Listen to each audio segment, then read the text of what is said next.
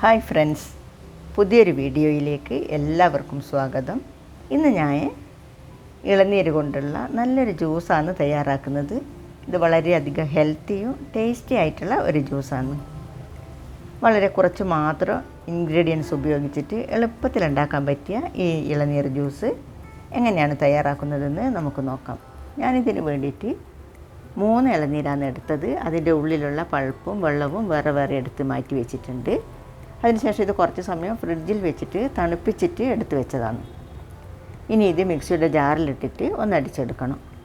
നമ്മൾ പൊതുവെ ഇളനീരിൻ്റെ ഉള്ളിലുള്ള പൾപ്പ് അല്ലെങ്കിൽ അതിൻ്റെ കാമ്പ് തിന്നു, വെള്ളം വേറെ തന്നെ കുടിക്കുകയും ചെയ്യും. ഇത് രണ്ടും ഒന്നിച്ചാക്കിയിട്ട് ജ്യൂസ് അടിച്ചാൽ നല്ലൊരു ടേസ്റ്റ് തന്നെയാണ്. ആദ്യം ഇതിൻ്റെ ഉള്ളിലെ പൾപ്പും കുറച്ച് പഞ്ചസാരയും ചേർത്തിട്ട് നന്നായിട്ടൊന്ന് അടിച്ചെടുക്കാം.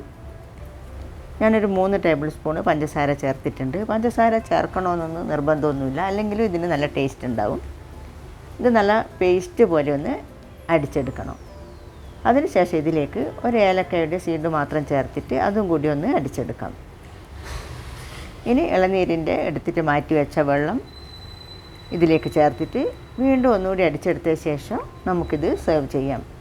ഇതിൽ വേറെ വെള്ളമൊന്നും ചേർക്കേണ്ട ആവശ്യമില്ല. വേണമെങ്കിൽ കുറച്ച് ഐസ് ക്യൂബ്സ് ചേർത്തിട്ട് അടിച്ചെടുത്താലും നല്ല ടേസ്റ്റ് തന്നെയാണ്.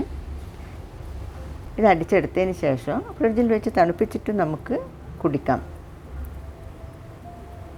നമ്മളിതുപോലെ ജ്യൂസ് അടിക്കുമ്പോൾ ഇളം കാമ്പുള്ള കരിക്ക് തന്നെ എടുക്കുന്നതാണ് നല്ലത്. ഒരുപാട് മൂത്തുപോയ ഇളനീരാകുമ്പോൾ അത്ര ടേസ്റ്റ് ഉണ്ടാവില്ല. നിങ്ങളിതുവരെ ഇതുപോലെ ഒന്ന് ട്രൈ ചെയ്ത് നോക്കിയിട്ടില്ലെങ്കിൽ എന്തായാലും ഒന്ന് ട്രൈ ചെയ്ത് നോക്കണം.